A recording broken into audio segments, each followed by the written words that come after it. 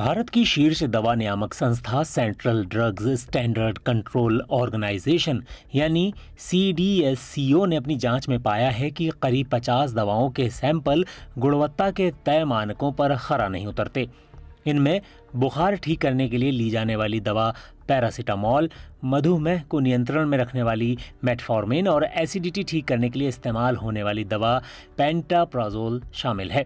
ये निष्कर्ष रेगुलेटर की तरफ से की जाने वाली नियमित जांच में निकले हैं, जिनमें समय समय पर अलग अलग दवाओं की जांच की जाती है।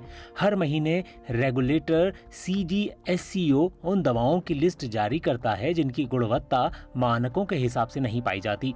केंद्रीय और राज्य की नियामक संस्थाएं बाजार से दवाओं के सैंपल इकट्ठा करती हैं और फिर उनका टेस्ट किया जाता है।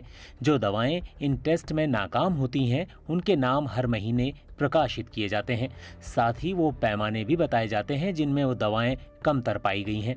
ये लिस्ट इसलिए प्रकाशित की जाती है ताकि आम लोगों, सरकारी स्वास्थ्य विभागों, उद्योगों और राज्य की दवा नियामक संस्थाओं को ये पता चल सके कि बाजार में मौजूद कौन सी दवाएं सही गुणवत्ता वाली नहीं हैं।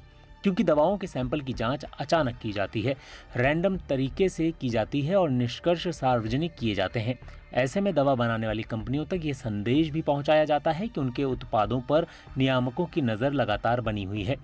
दवाओं में क्या क्या दिक्कतें हो सकती हैं? सबसे पहले, कुछ दवाएं नकली होती हैं। इन दवाओं को मशहूर ब्रांड का नाम देकर बेचा जाता है और लोग भ्रमित होकर उन्हें खरीद लेते हैं। इन फर्जी दवाओं में वो सामग्री नहीं होती जो बीमारियों को ठीक कर सकती हैं। साथ ही वो कंपनियां इन्हें नहीं बनाती जिनके ब्रांड आमतौर पर दवाओं के तौर पर डॉक्टर लिखते हैं या दुकानों पर बेचे जाते हैं। दूसरी दवाएं ऐसी होती हैं जिनकी गुणवत्ता सही नहीं होती। इन्हें बनाते समय सही इंग्रेडिएंट नहीं डाले जाते या फिर इन्हें ठीक से डिसॉल्व नहीं किया जाता। तीसरी ऐसी दवाएं होती हैं जिनमें मिलावट होती है। ये मिलावट ऐसी होती है जो दवाओं के सेवन से लोगों को नुकसान पहुंचा सकती है। ऐसी जानकारी मिलने पर दवा नियामक संस्थाएं इन दवाओं के पूरे बैच को बाजार से हटा देते हैं या फिर कई बार दवा कंपनियां खुद भी बैच को वापस ले लेती हैं। दवा नियामक संस्था ऐसा इसलिए नहीं करती कि लोगों में घबराहट फैले। ऐसा इसलिए किया जाता है ताकि दवा कंपनियां अपनी गलतियों को सुधार लें, वरना उनके खिलाफ कार्रवाई की जा सकती है। साथ ही अगर कुछ सैंपल गुणवत्ता के तय मानकों पर खरा नहीं उतरते, उसका ये मतलब नहीं है कि बाजार में उपलब्ध उस सॉल्ट या ब्रांड की हर दवा या कैप्सूल नकली है या उसमें मिलावट है या वो तय मानकों के हिसाब से नहीं है।